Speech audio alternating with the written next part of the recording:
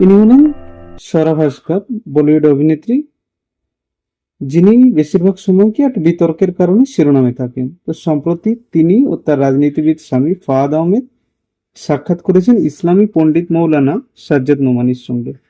তবে এই সাক্ষাৎ সোশ্যাল মিডিয়ায় একটা ব্যাপক বিতর্ক বা ডিবেট তৈরি করেছে। গত শনিবার স্বরা ও ফাহাদ মৌলানা সাজ্জাদ নোমানির অফিসে তাকে সাক্ষাৎ করতে যান। ফাহাদ এই সাক্ষাতের ছবি পোস্ট করে লেখেন, মৌলানা সাজ্জাদ নোমানির সেবায় যিনি আমাদের প্রচুর আশীর্বাদ দিয়েছেন।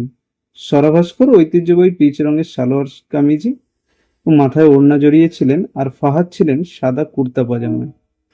কিন্তু এই ছবি ভাইরাল হওয়ার পর থেকেই স্বরা ভাস্করকে নিয়ে শুরু হয়েছে সমালোচনার ঝড়।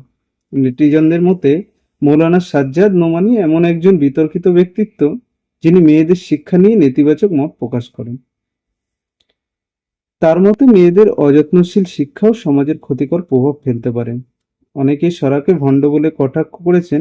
একজন মন্তব্য করেছেন, স্বরা ভাস্কর নারীবাদ ও নারীর ক্ষমতায়নের কথা বলেন, অথচ এমন একজনের সাথে দেখা করতে যান যিনি মেয়েদের স্কুল কলেজে পাঠানোর বিরোধিতা করেন। আরেকজন লেখেন, নারীবাদের বুলিয়ে আড়লেও তিনি এমন একজনের সঙ্গে ছবি তুলেছেন যিনি তালিবানের সমর্থক ও মেয়েদের শিক্ষার বিপক্ষে। স্বরা ভাস্কর বরাবরই নারীর অধিকারের পক্ষে কণ্ঠস্বর তুলে ধরেছেন, কিন্তু তার এই পদক্ষেপকে অনেকেই তার নীতির সাথে সাংঘর্ষিক হিসাবে দেখেছেন। সমালোচকদের মতে এটি তার রাজনৈতিক উদ্দেশ্য প্রণোদিত সিদ্ধান্ত হতে পারে। দেখো, স্বরা ভাস্কর গত বছর ফেব্রুয়ারিতে সমাজবাদী পার্টির নেতা ফাহাদ আহমেদকে বিয়ে করেছিলেন।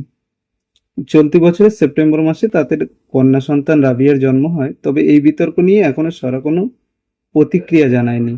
এ বিতর্ক আপনাদের কি মনে করায়? স্বরা ভাস্করের সিদ্ধান্ত কি নারীবাদের প্রতি তার অবস্থানকে দুর্বল করে দিচ্ছে? আপনাদের মতামত কমেন্টে অবশ্যই কিন্তু জানাবেন। Thank you.